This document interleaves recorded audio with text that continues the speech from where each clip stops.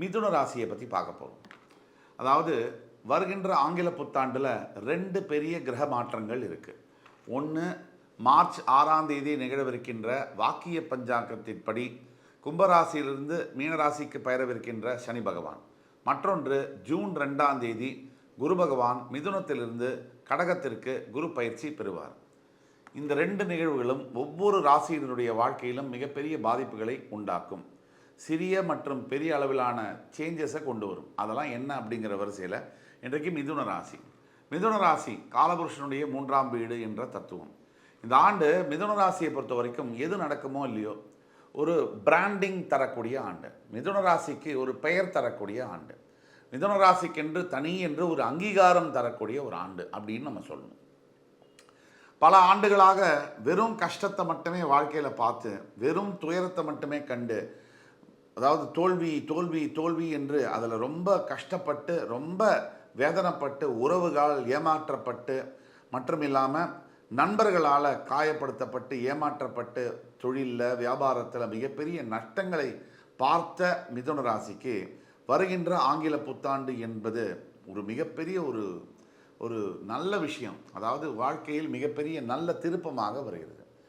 முதல்ல ஒரு ஆங்கிலத்தில் சொல்லுவோம் நம்ம, when the going gets tough the tough gets going. அந்த மாதிரி இப்போது இதுவரைக்கும் பிரச்சனைகளே இருந்து வந்த இந்த வாழ்க்கையில் இந்த ஆங்கில புத்தாண்டு தொடங்க நல்லதே நடக்கக்கூடிய வாய்ப்புகள் நிறைய இருக்குது. அதெல்லாம் என்ன, அதை பற்றி விரிவாக பார்ப்போம் வாங்க. முதல்ல இந்த சனி பயிற்சியை பற்றி பார்ப்போம். சரியாக மார்ச் 6ஆம் தேதி 2026 நடக்கவிருக்கின்ற சனி பயிற்சி உங்களுடைய 9ஆம் வீடு சொல்லக்கூடிய கும்பத்திலிருந்து 10ஆம் வீட்டுக்கு சனி பெயர்றார். 10ல் ஒரு பாவியாவது இருக்கணும் அப்படின்னு சொல்கிறது உண்மை. 10ல் சனி இருக்கும்போது மிகப்பெரிய யோகம் அப்படிங்கிறது தான் உண்மை. இந்த 3, 6, 10, 11, 12 இந்த இடங்களில் சனி இருந்தாலே யோகம் தான். இதில் 10 என்பது ரொம்ப விசேஷம். இப்போ சனி இருக்கிறதுனால உங்களுக்கு என்ன நன்மை அப்படின்னு பார்த்தோன்னா, 9ஆம் அதிபதி 10ல் இறங்குவது என்பது தர்ம கர்மாதிபதி யோகத்தை தரும். அதனால் தேக்கமடைந்த ஒரு பண பற்றுவாடா செய்யக்கூடிய நிலைமை, தேக்கமடைந்த பணம் விஷயங்கள் எல்லாம் விலகும். தொழில் அப்படிங்கிறதுல குறிப்பாக சனி பகவானுடைய தொழிலை செய்யக்கூடிய மிதுன ராசி நேயர்கள், அது ரியல் எஸ்டேட் வியாபாரம், ஹோல்சேல் மொத்த வியாபாரம், அதே மாதிரி விவசாயம் சார்ந்த எல்லா தொழிலும், அதே மாதிரி சனி பகவானுக்குரிய அரசியல் வந்து சனியுடைய காரகத்துவத்துக்கு கீழே வரும். அதே மாதிரி சனி பகவான் சம்பந்தப்பட்ட எல்லா தொழில், ஹோட்டல் தொழில்கள், இது மாதிரி சனி பகவான் சம்பந்தப்பட்ட இரும்பு மெட்டல்ஸ் சம்பந்தப்பட்ட தொழில்கள், இதெல்லாம் பண்ணக்கூடியவங்களுக்கு மிகப்பெரிய ஆதாயம், மிகப்பெரிய தொழில் மாற்றங்கள், தொழில் முன்னேற்றங்கள் கிடைக்கும். 10ல் சனி வந்தாலே உங்கள் வேலையை நீங்கள் கரெக்டாக செய்வீங்க. கர்மகாரகன், அதாவது காலபுருஷ தத்துவத்துக்கு கர்மகாரகன் அவர் உங்களோட கர்மஸ்தானத்தில் வரும்பொழுது உங்களோட வேலையை நீங்கள் கரெக்டாக செய்வீங்க. பொறுமையாக, எளிமையாக, கடமையை கரெக்டாக செய்வீங்க. இது 3 தான் வெற்றியுடைய அடித்தளம் அப்படின்னு சொல்கிறோம். மிதுனத்துக்கு இது 3 நடக்கும். அதுக்கப்புறமா பார்த்தீங்கன்னா மிதுனத்துக்கு என்னென்ன நடக்கும், நம்ம ஏற்கனவே சொன்னபடி தொழிலில் வந்து ஒரு பிராண்டிங், ஒரு அங்கீகாரம் கிடைக்கும். இந்த 2026ஆம் வருஷம் நீங்கள் எந்த தொழிலை செய்திருந்தாலும் கூட அந்த தொழிலில் மிகப்பெரிய மேன்மை கிடைக்கும். புகழின் உச்சிக்கு நீங்கள் போகக்கூடிய விஷயங்கள்லாம் தன்னாலவே நடக்கும். பல வருஷமாக கஷ்டம் மட்டுமே இருந்து வந்த இந்த நிலையில் கஷ்டங்கள் மாறி எல்லாத்துக்கும் ஒரு ஆரம்பம் இருக்குன்னா அதுக்கு ஒரு முடிவும் இருக்குது. பிரச்சனைக்கும் அப்படி தான். அப்படி உங்கள் பிரச்சனைகளுக்கெல்லாம் ஒரு முடிவு வந்து நல்லது ஆரம்பிக்கக்கூடிய இந்த நேரத்தில் நீங்கள் நம்பிக்கையை கைவிடாமல் தொடர்ச்சியான விடாமுயற்சி நீங்கள் மேற்கொள்ளணும். உங்கள் வியாபாரத்துடைய கம்பெனியுடைய பெயர் வந்து பிரபலமாகக்கூடிய விஷயங்களும், கஸ்டமர்ஸ் எல்லாம் உங்களை தேடி வரக்கூடிய விஷயங்களும் நல்லாவே நடக்கும். ஆனால் சனி பகவானுடைய 3ஆம் பார்வை அப்படிங்கிறது உங்களோட 12ஆம் வீட்டு மேலே விடுறதுனால தூக்கத்தில் கொஞ்சம் இடைபாறுகள் இருக்கலாம். இருந்தாலும் கூட கொஞ்சம் நீங்கள் ஹெல்த்தை வந்து கரெக்டான நேரத்துக்கு சாப்பிட்டு ஒரு சின்ன வாக்கிங் மாதிரி பண்ணி உங்கள் தூக்கத்தை நீங்கள் கொஞ்சம் பார்த்துக்கிட்டீங்கன்னு சொன்னால் உங்களை வந்து தூக்கம் நல்லாயிருக்கும், ஹெல்த்தும் நல்லாயிருக்கும். தவிர கணவன் மனைவி இடையே இருக்கக்கூடிய தாம்பத்திய உறவுகளில் சிறு சிறு தடங்கல்கள், சிக்கல்கள் வரலாம். அதையெல்லாம் நீங்கள் பொருட்படுத்தணுங்கிற அவசியம் இல்லை. காலப்போக்கில் அதுவே சரியாயிடும். ஏன்னா இதெல்லாம் ஒரு டெம்பரரியான விஷயம், தற்காலிகமான விஷயம், நிரந்தரமான பிரச்சனை அல்ல. அதுக்கடுத்து இந்த ஆண்டு 2026ஆம் ஆண்டு வரக்கூடிய குரு பயிற்சி ஜூன் 2 சரியாக நடக்கிறது. அப்போ அந்த நேரம் வரைக்கும் முதல் 6 மாதம், கிட்டத்தட்ட 5 மாதம், இந்த 5 மாதத்துக்கு உங்கள் ராசியிலேயே இருக்கார். அதுக்கு அடுத்தது பார்த்தீங்கன்னா 5ஆவது மாதத்து மேலே குரு உச்சம் பெறுகிறார் உங்களோட 2ஆம் வீட்டில். அப்போ முதல் 5 மாதம் என்ன அப்படின்னா 2ஆக பிரிக்கணும். முதல் 5 மாதம் ராசியிலேயே இருக்கக்கூடிய குரு பகவான் உங்களுக்கு சில உடல் உபாதைகளை தருவார். உடல் சம்பந்தப்பட்ட ஆரோக்கிய தடங்கல்களை தரலாம். அது அப்படியே உண்மையாக இருக்கணுங்கிற அவசியம் இல்லை. பல பேருக்கு உடல் உபாதைகள் இருக்கக்கூடிய வாய்ப்புகள் இருக்குது. சில பேருக்கு உடல் உபாதைகள் இல்லாமையும் இருக்கலாம். தேவையற்ற சிந்தனைகளையும் அதிகப்படுத்தலாம் குரு ராசியிலே தங்கக்கூடிய காரணத்தினால். இதில் மட்டும் நீங்கள் ஜாக்கிரதையாக இருக்கணும். ஒரு முடிவு எடுக்கிறதுக்கு முன்னாடி 3 தடவை யோசிங்க.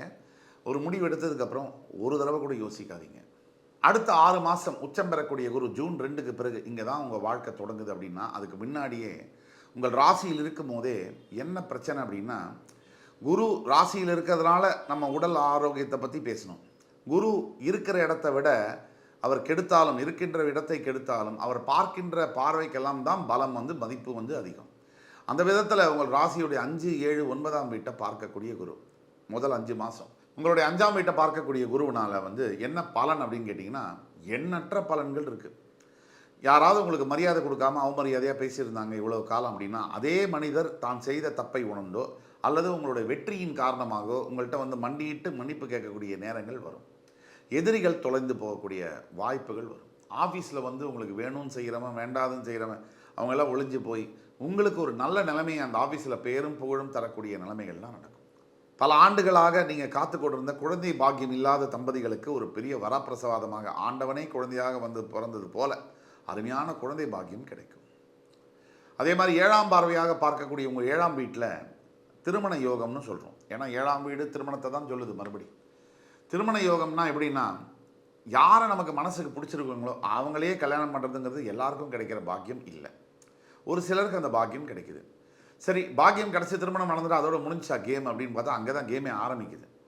அதுக்கப்புறம் வாழணும், வாடகை கட்டணும், பால் வாங்கணும், காய்கறி வாங்கணும், குடும்பம் நடத்தணும், குழந்தை வைக்கணும், அந்த குழந்தைங்களை படிக்க வைக்கணும். இதுக்கு நடுவில் 80,000 சண்டை வரும். கணவனுக்கும் மனைவிக்கும் நடுவில். கணவன் வீட்டு சொந்தக்காரங்க, மனைவி வீட்டு சொந்தக்காரங்க, இதெல்லாம் சமாளித்து நிற்கிறாங்கன்னா அங்கே தெய்வத்துடைய அனுகூலம், தெய்வத்துடைய ஆசீர்வாதம் இல்லாமல் சத்தியமாக நடக்க முடியாது. அந்த ஆசீர்வாதத்தை மிதுன ராசினியர்களுக்கு தெய்வம் இப்போ கொடுக்க போகிறார். பல வருஷமாக காதலிச்சுட்டு இருக்கிறது கல்யாணமாக மாறி அந்த கல்யாணத்தில் நல்ல முறையான கல்யாணம் நடந்து ஒத்துமையோட கணவன் மனைவி காலத்துக்கும் வாழத்துக்கும் உண்டான ஏற்பாடுகளை இந்த குரு பகவான் இந்த பார்வையின் மூலியமாக தருவார். தவிர 7ஆம் பார்வையினால் என்ன இன்னொரு விஷயம் அப்படின்னா, நம்ம குழந்தைகள் நம்ம கண்ணுக்கு முன்னாடியே சாதனை படைக்கக்கூடிய விஷயங்கள்லாம் நம்ம பார்க்க முடியும். அதே மாதிரி கூட்டுத்தொழில் வியாபாரத்தில் இருக்கக்கூடியவர்களுக்கு மிகப்பெரிய மேன்மைகளை தரும். 7ஆம் பார்வை அது மட்டுமா செய்யும்னா, ஏற்கனவே கல்யாணம் ஆயிடுச்சு சார், அதுக்கு என்ன பண்ணுறது இப்போ அப்படின்னா, பிரிஞ்சு போயிருந்தீங்க அப்படின்னா குரு பகவான் உங்கள் 2 பேரையும் சேர்க்கறதுக்கு உண்டான வேலைகளை அருள் பாலிப்பார். ஏன்னா கணவன் மனைவி பிரிவது என்பது ஒரு பெரிய விஷயம் இல்லை. அப்பா அம்மா பிரியவே கூடாது. ஒரு கணவன் மனைவியாக இருக்கீங்க, குழந்தையில நீங்கள் சேருங்க, பிரிஞ்சு வாழுங்க, அதில் தப்பே இல்லை. ஆனால் அப்பாவோ அம்மாவோ நீங்கள் ஆயிட்டீங்க அப்படின்னா அது ஒரு 25 வருஷ ப்ராஜெக்ட். அது குறைஞ்சபட்சம் நீங்கள் என்ன தகராறு, உங்களுக்கு என்ன ஈகோ, என்ன அவமானம், ஆட்டிடியூட்லாம் இருந்தாலும் அதெல்லாம் ஒதுக்கி வச்சுட்டு நீங்கள் குழந்தைக்காக வாழணும். அதுதான் முக்கியம். அந்த 7ஆம் பார்வை, அந்த சக்தியை இந்த 7ஆம் பார்வை மூலியமாக குரு உங்களுக்கு அருள்வாளிப்பார். அடுத்து குருவுடைய 9ஆம் பார்வை மூலியமாக நினைத்து பார்க்க முடியாத அதிர்ஷ்டங்களை தருவார். வாழ்க்கையில் என்னதான் உழைச்சாலும், என்னதான் புத்தி கூர்மை இருந்தாலும், இன்னும் நம்ம கண்ணுக்கு முன்னாடியே பல பேர் கஷ்டப்பட்டுருக்கதை பார்க்கணும். நம்ம பார்க்குறோம். நம்ம தெரிஞ்ச ஆள் தான், செம இன்டெலிஜென்ட் சார், சரியான கடின உழைப்பாளி, என்ன சார் பண்ணுறாரு, கிளர்க்காக இருக்கார் சார், எத்தனை வருஷமாக, ஒரு 40 வருஷமாக தான் அப்படின்னு நம்ம சொல்கிறோம். அதுக்கு என்ன காரணம்? அதிர்ஷ்டம் என்பது வேண்டும். நம்ம உழைப்பு நமக்கு உழைப்புக்கேற்ற கூலியை தரும். ஆனால் அதிர்ஷ்டம் அரசனாக நம்மளை உட்கார வைக்கும். அந்த அதிர்ஷ்டம் ஒரு மனிதனுக்கு தேவை. அந்த அதிர்ஷ்டத்தை 9ஆம் பார்வையான குரு பார்வை தரும். 9ஆம் இடத்தின் மீது குரு பார்வை விழுவதனால அந்த அதிர்ஷ்டம் கிடைக்கும். எண்ணற்ற பாக்கியங்கள் கிடைக்கும். இது வரைக்கும் கை கெட்டதெல்லாம் வாய் கெட்டாதுன்னு நினைக்கிற சூழ்நிலையில் வாய் கெட்டும். அதே மாதிரி நினைச்சு பார்க்க முடியாத சில காரியங்கள் நடக்கும். அதுதான் பாக்கியங்கள், அதிர்ஷ்டங்கள்னு சொல்கிறோம். நம்ம 10,000 ரூபாய் இன்க்ரிமெண்ட் எதிர்பார்க்குற இடத்துல 30,000 ரூபாய் இன்க்ரிமெண்ட் கிடச்சிதுன்னா அந்த மாதிரி பாக்கியங்கள்.